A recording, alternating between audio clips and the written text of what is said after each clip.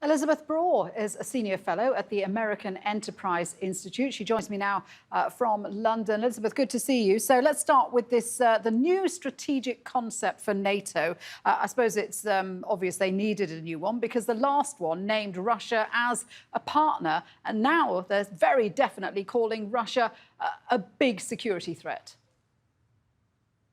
It is indeed, and it's unsurprising that NATO's strategic concept needed to be updated a bit. It's essentially NATO's security strategy, and it comes out once every decade. And back when it last came out, it seemed like it would be smooth sailing for the next decade. Alas, that has not been the case. So it urgently needed to be updated, and unfortunately, with many more threats in mind, not just Russia, which is, as you said, named as a primary threat to NATO, but also China. And it's interesting to see that NATO mentioned, for example, Chinese economic coercion. This is, we have to remember, traditional defense alliance, but this mention of China's economic coercion demonstrates how much national security threats are changing and have changed in the past decade.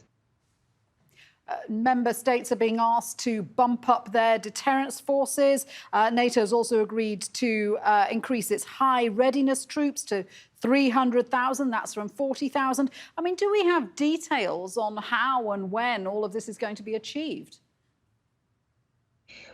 Well, making the announcement is one thing, then actually manning or providing the manpower for these, for the example, for the high readiness force is another thing. And we should remember that NATO countries are all spending more on defense. The US has been spending a lot all along, but Germany, for example, is increasing its defense spending. Fine, but I think that the big challenge will be, do we have in NATO member states, do we have enough people willing to serve in the armed forces? Because buying the equipment is one thing, getting the people to sign up as soldiers is another thing. And our economies are still going pretty well. We may be heading into recessions in our respective countries, but unemployment is still pretty low. And so who are the people who are going to operate all these weapons that NATO member states are intending to buy?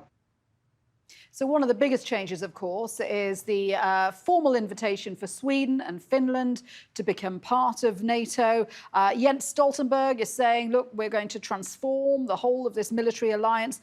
How is this going to sit with Russia? Russia's saying that it's destabilizing. Is this going to be seen as a direct provocation? Well, Russia may well feel it's a direct provocation, but Russia is also no fool, or rather, Russian officials are no fools. Putin is no fool. Sweden and Finland have been cooperating very closely, increasingly closely with NATO for the past few years, for ever since the end of the Cold War, really, and are extremely close to NATO today already. It's almost as if they are cohabiting, and now they have decided to get married. So Russia has been under no illusion that Sweden and Finland are neutral, and it's just sort of a media mistake to call them neutral. They have been militarily non-aligned, but very much on the side of NATO and very much interoperable with NATO. So Russia may well feel that it's offensive and provocative, but it's not unexpected. And moreover, Russia is so tied down in Ukraine that even if it feels provoked by Sweden and Finland joining NATO, it won't be able to do very much militarily, which I think is one reason we should look for Russian sort of needle pricks in other areas, simply because it can't allocate a lot of resources to being angry with Sweden and Finland. Elisabeth, great to get your thoughts there. Thank you very much indeed for that. Elisabeth Braw there.